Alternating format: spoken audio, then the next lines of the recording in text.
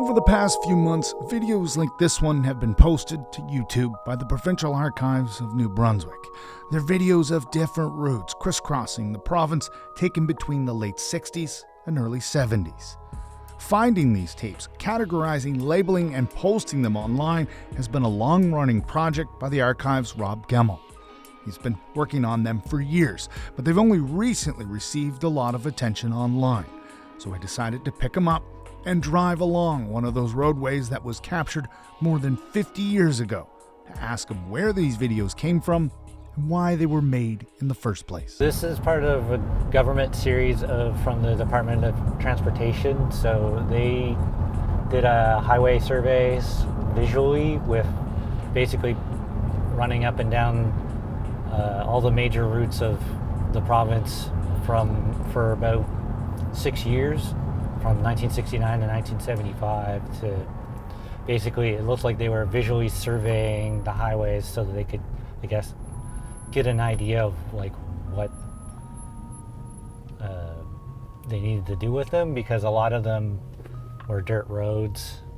A lot of them look like they were patched quite heavily. I mean, I haven't seen every film, but because there's 367 of them in the collection, but it seems like they were spending a lot of time trying to get a good idea of like what they needed to do with the highway system. So they're videos of the roads from back in the late 60s. Are they videos or are they?